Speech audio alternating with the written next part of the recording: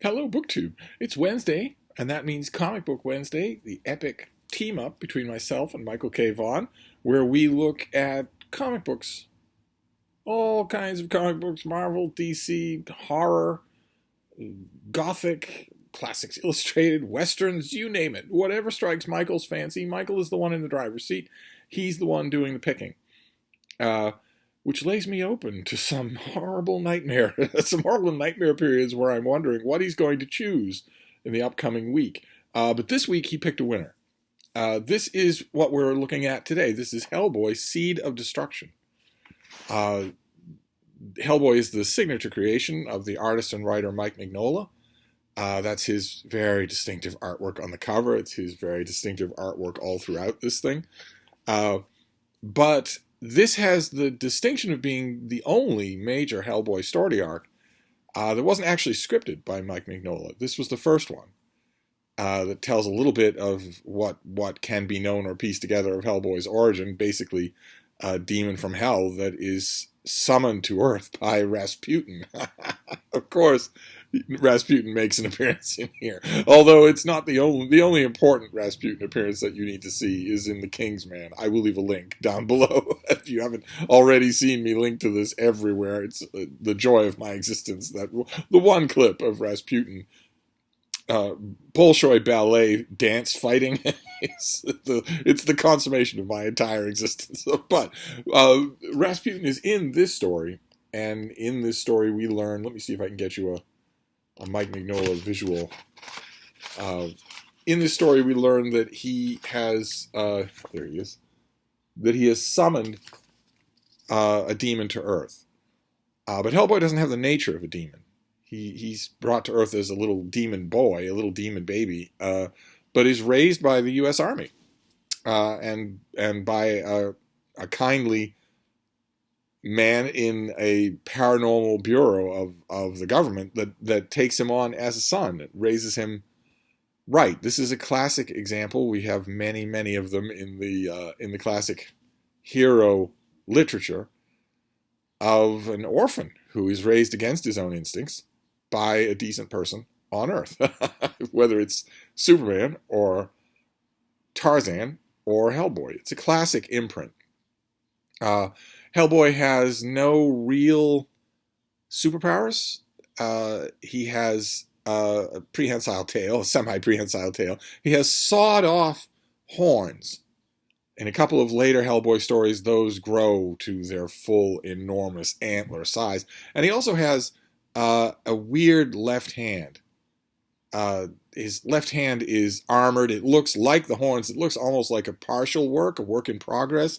It looks like maybe some netherworld realization of Hellboy would have the full horns, would have the demonic nature, and would also have an armored body just in general. But instead, it's just one hand that is much larger than the other one and indestructible and super powerful. Hellboy himself is not all that super powerful. He's incredibly tough. And probably stronger than a normal human being, but in the matter is clarified very well in a two-issue team-up that he did with Eric Larson's The Savage Dragon, who is also a strange visitor to Earth, an alien, a green-skinned alien with a dinosaur fin on his head, who is superpowered, who is enormously superpowered. And when he and Hellboy team up, it's a really good team-up. It's a really good two-issue thing. I don't know what form it's in print now, but at one point, Hellboy sort of lets the side down during one encounter with a villain in that story, and the Savage Dragon says to him, I'm sorry, I don't know that much about you. I just assumed that you had superpowers. You can't rip a city bus in half with your bare hands. And Hellboy says, no, no, I can't do that. Which it increases the stakes, because although he is bigger and badder than any of the other operatives in this paranormal group, he's not unbeatable. He's, as Michael K Vaughan points out in his own video, I'll leave a link to his video down below, this is an everyman hero. Despite appearances, despite what Hellboy looks like, this is an everyman hero. That, unfortunately, doesn't really come out in this first story, Seed of Destruction. And the reason for that is John Byrne. John Byrne rocketed to fame, of course, as an artist.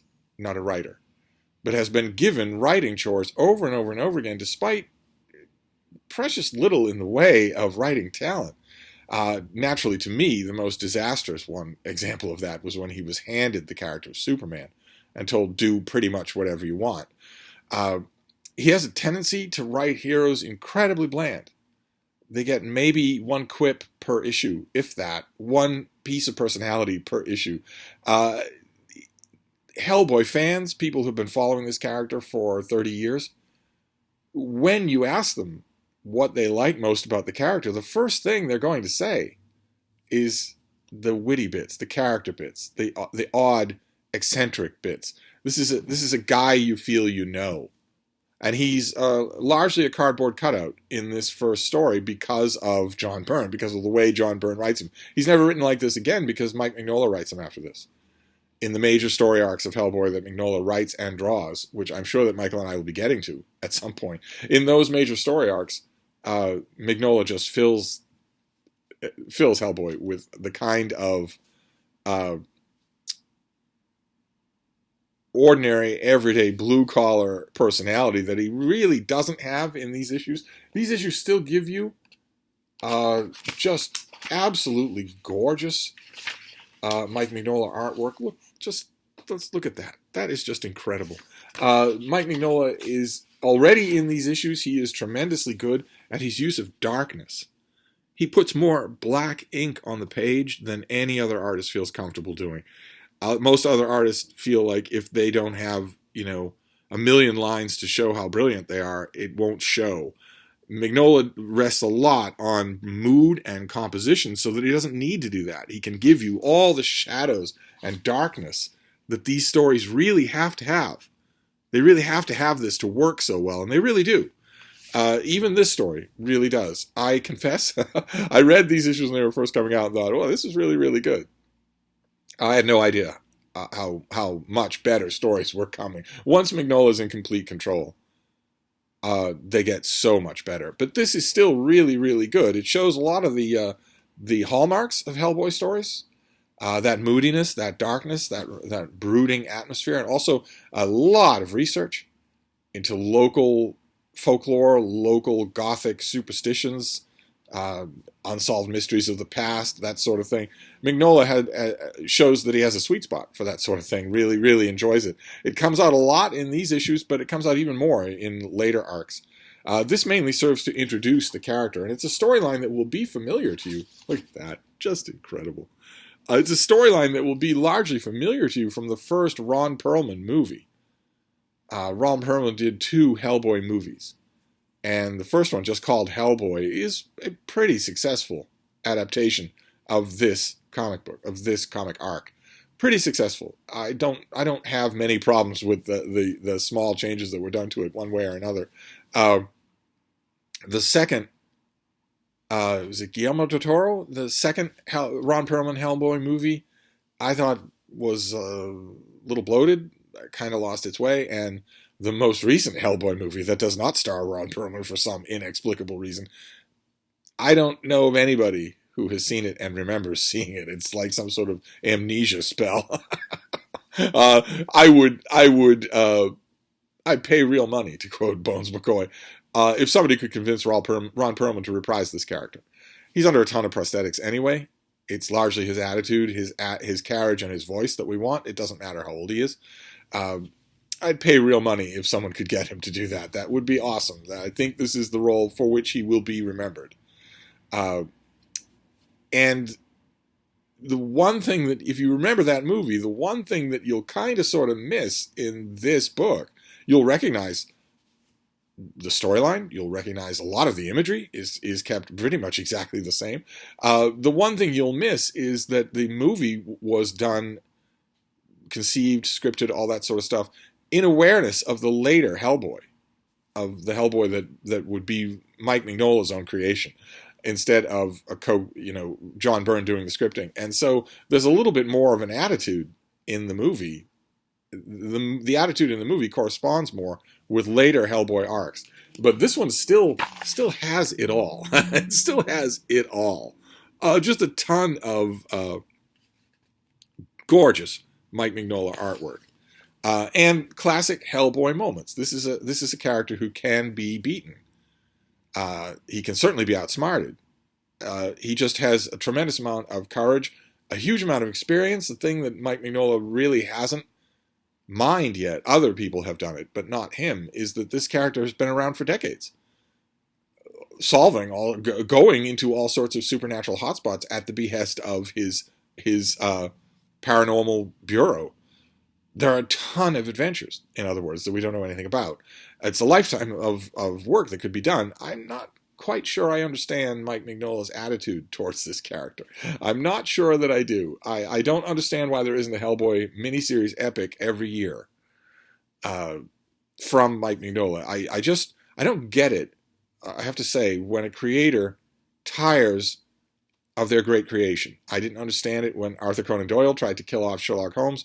I am glad that Edgar Rice Burroughs never really felt that way about Tarzan or about John Carter of Mars. I've never really understood that. If you hit a winning formula, you just keep going. You do as much of it as you can. But maybe there are stories behind the scenes there that I don't know anything about. One way or another, this is an excellent choice for this week. Because this is a weird, unique character. In almost any other story, he would be the bad guy. And he doesn't act like a normal superhero. He doesn't wear a costume. He wears famously a trench coat. Why? I have no idea. I have a hard time believing that he would get chilly without it, but it adds to the visual effect. There's already a superstructure in place. You don't get the feeling that the writer is, that either writer, either the creator or the scripter, is making things up as they go along. It seems very worked out, and it's a touch of the superheroic. There's an actual costumed superhero at Hellboy's birth. When he's just a little tyke from the netherworld, there's an actual costumed superhero, also wearing a trench coat, that's meant to be a kind of a Captain America stand-in figure. And there's nothing in the way of costumes. There's very little in the way of posturing on the hero side. The villains posture like crazy. So you're sort of in between there. It's a great, what's the right word? Refuge for people who are a little bit tired of straight up superhero comics. I think that's part of why this is on the top of so many people's lists. Because yes, it is a 4-color comic book, but it doesn't feel like a superhero comic book at all. Despite the fact that Mike Mignola spent 10 years in the trenches of superhero comic books, it doesn't feel like that at all. It could be. I myself am a huge fan of superhero comic books. This week's new comic books notwithstanding. and so I just looked on this as a breath of fresh air. This is the sort of not quite superhero comic book that almost has a feel of the pulps about it, which is helped by the fact that this is there are evil sorcerous frogs in here, a direct call out to Robert E. Howard. There's a gigantic tentacled nether beast in here, a direct call out to H.P. Lovecraft. That sort of thing here adds a pulpy feeling to this, the adventures of Hellboy, that makes me very happy that this caught on. I'm very happy that Hellboy is an institution. I would like, in this instance, very rare, but I would like a big, fat, Michael K. Vaughan style $150 hardcover omnibus of all of the story arcs that Mike Mignola did for Hellboy. I don't think such a thing exists. There are bigger than usual trade paperbacks, but no big hardcover, no archival thing. I'm glad that all of that success exists. The one thing that makes me a little melancholy here is the two characters that mean the whole world to me. They mean the world to me. And they are right in between. They are right in the Hellboy territory of not quite superhero, but still fantastic adventures, with central characters who pretty much have superpowers. They don't wear costumes, but they pretty much have superpowers. They are certainly not normal, and yet they're totally relatable.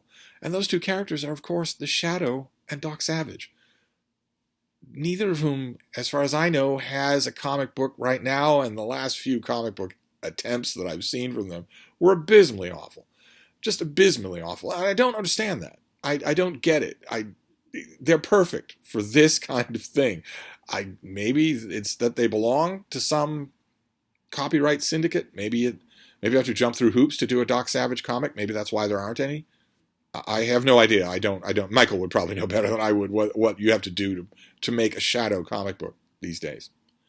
I don't even know if the character is in common domain. Probably not. But there's so much potential there for comic book stories that would be as good as this. I guess if you get somebody, the Shadow has had pretty good treatments in comic books. Doc Savage, not quite so much. But anyway, lacking them, those two archetypes of pulp superhero, supernatural adventures, I'll take this. I'll take the Adventures of Hellboy. And like Michael mentions in his video, for those of you who don't know this character and are just seeing it here from our own... Oh, my, look at that. That is Rasputin, but I will leave a link to the only thing Rasputin connected that you need to see. This is a really good jumping on point if you're curious about this character, but I want to stress the point that Michael makes, which is it only gets better from here. The big, glorious Hellboy arcs that Mike Mignola does on his own. And also there's a volume, one of these slim volumes from Dark Horse of Hellboy short stories. Little Hellboy short stories. Some of the stories in that collection are amazingly good. They're only a few pages long, but they're amazingly good. It's later than that. It's in those issues that Mignola writes that we get a Hellboy who sounds like an individual and that does and says weird idiosyncratic things, which I really, really like. But this is still a fine place to start. Byrne does not embarrass himself the way he does with Superman, my favorite superhero. But that's a call for another day. Anyway, that is our comic for today. It's Hellboy. Very happy with this week's choice. I've heard a rumor that next week's choice will also be really good. That would be great on its own. But as I've mentioned in previous installments of Epic Comic Book Wednesday, whenever it's a few good choices in a row, I wonder if Michael is saving up some bad mojo for down the line. I hope not. But we shall see. Next week? But anyway, that's your comic book installment for today. I'm going to wrap this up. I'll leave a link to Michael's video, and I will see you soon. Thank you, BookTube.